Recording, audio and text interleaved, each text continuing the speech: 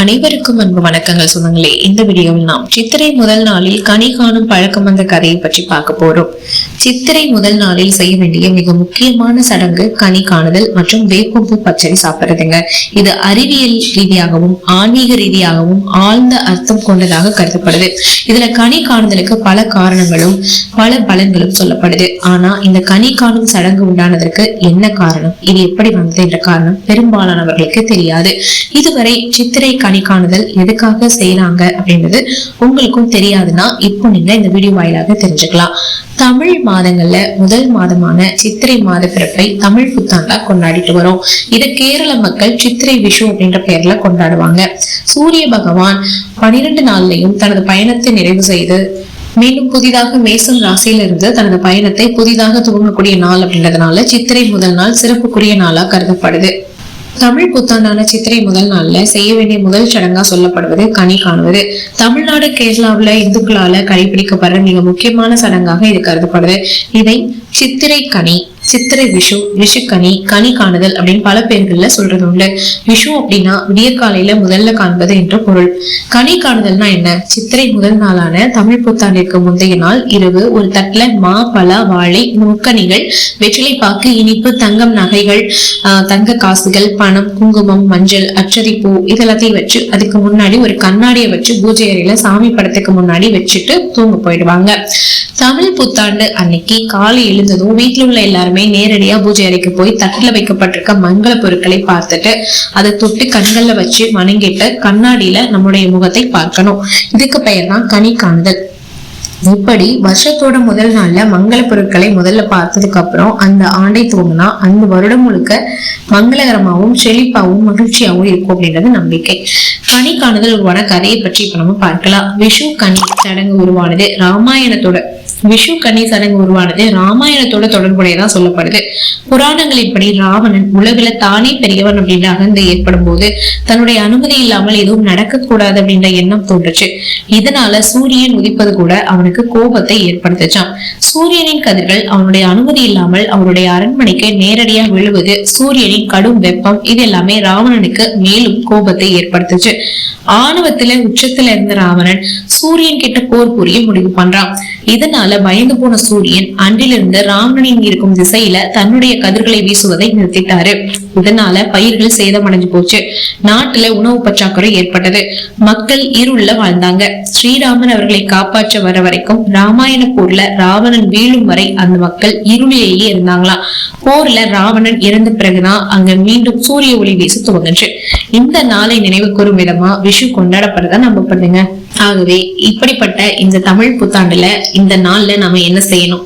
தமிழ் புத்தாண்டு அன்னைக்கு வீட்டையெல்லாம் சுத்தம் பண்ணி வீட்டை பூக்களால் அலங்கரிக்கணும். புதிய ஆடைகள் உடுத்திக்கிட்டு அனைவருடனும் வாழ்த்துக்களை பகிர்ந்துக்கணும். பெரியவங்க கிட்ட ஆசை பெற்று அனைவரும் ஒன்றாக இணைந்து விருந்து சாப்பிடணும். மதுரை மீனாட்சி அம்மன் கோவில்ல நடக்கிற சிறப்பு பூஜைகள்ல கலந்துக்கலாம். திருவிடை மருதூர்ல நடைபெற பிரம்மாண்ட தேரோட்டத்துல கலந்துக்கிட்டு சாமி தரிசனம் செஞ்சு வழிபடலாம். வரவிருக்கிற ஆண்டை மகிழ்ச்சியோட வரவேற்க இந்த நாள்ல தானங்கள் செய்யலாம்.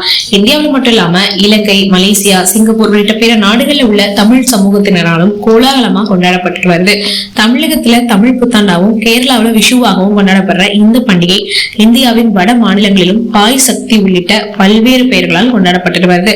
இது வசந்தத்தை வரவேற்கும் நாளாகவும் செழிப்பு மிக்க ஆண்டிற்காக இறைவனிடம் பிரார்த்தனை செய்யும் நாளாகவும் கருதப்படுதுங்க. அது மட்டும் இல்ல, கூடுதலான ஒரு தகவல் என்னன்னா, இன்னைக்கு வருத்தினி அப்படின்ற ஏகாதசி, வருத்தினி ஏகாதசின்னு சொல்லுவாங்க. இதை செஞ்சா செல்வ செழிப்பு ஏற்படுங்க. ஏகாதசிகள்லயே பங்குனி மாத தீபிரையில வர்ற ஏகாதசிக்கு வருத்தினி ஏகாதசி அப்படின்னு பெயரு. இந்த ஏகாதசியில விரதம் இருந்தா பாவங்கள் நீங்கிறதோட செல்வங்களும் சேரும். இந்த நாள்ல விரதம் இருக்கிறது தங்கத்தை தானம் செய்வதே உயர்ந்த பலனை தரும் அப்படின்னு பகவான் கிருஷ்ணரை சொன்னதா ஏகாதசி புராணம் சொல்லப்படுது. இந்த நாள்ல வேற என்ன செஞ்சா செல்வ செழிப்பு ஏற்படும் அப்படின்றத தெரிஞ்சுக்கலாம். திதிகள்ல 11வது திதியா வர்றது ஏகாதசி. 10 நாட்கள் உலக இன்பங்களை சிக்கி பலவிதமான துன்பங்கள் பாவங்களை சிக்கிக் கொள்ற உடலும் மனமும் இறைவனை சரணடைந்து தூய்மை அடையும் நாள் தான் ஏகாதசி திருநாள். அப்படி பங்குனி மாத தேய்பிரையில வர ஏகாதசிக்கு வருத்தினி ஏகாதசி அப்படின்னு பெயருங்க. விஷ்ணுவோட வாமன அவதாரத்தை வழிபட வேண்டிய நாள். இந்த ஏகாதசியில விரதம் இருந்தா 10,000 ஆண்டுகள் தவம் சென்ற பலனையும் செல்வத்தையும் அனைத்து நன்மைகளையும் தரக்கூடியது அப்படின்னு புராணங்கள்ல சொல்லப்பட்டிருக்கு. வருத்தினி ஏகாதசி விரத சிறப்புகள் என்னன்னா, அதுல கிருஷ்ணன் விரதங்களில் வருத்தினி ஏகாதசி விரதம் தனித்துவம் வாய்ந்தது. பொதுவா ஏகாதசி விரதம் இருந்தா பாவங்கள் தீரும் அப்படின்றது ஐதீகம். வருத்தினி ஏகாதசியோ பாவங்களை தீர்க்கிறதோட சகல செல்வ வளங்களையும் அருளக்கூடியது. இஷ்வாகு குலத்துல பிறந்த தந்துமாரா அப்படின்ற மன்னன் சிவபெருமானால் சபிக்க பெற்றான். அவன் பின்னாளில் தன் தவற்றை உணர்ந்து வருத்தினி ஏகாதசி விரதம் இருந்து வழிபட அவன் சாபம் நீங்கி நன்னிலை அடைந்தான். இந்த விரதம் துன்பப்படும் இல்லத்தரசிகள் மேற்கொண்டு பயன்பெற வேண்டிய விரதம். வீட்டுல தொடர்ந்து தொல்லைகளை அனுபவிச்சுட்டு வர பெண்கள் இந்த வருத்தினி ஏகாதசி அன்று விரதம் இருந்தாலோ, பெருமாளை அன்றைய தினம் மனதால் நினைத்து வழிபட்டாலோ விரைவில் துன்பங்கள் தீர்ந்து நன்மைகள் சேரும் அப்படின்னு சொல்றாரு கிருஷ்ண பரமாத்மா. சரி, இந்த நாளில் செய்யப்படக்கூடிய தானங்களின் பலன்களை பத்தி பார்க்கலாம்.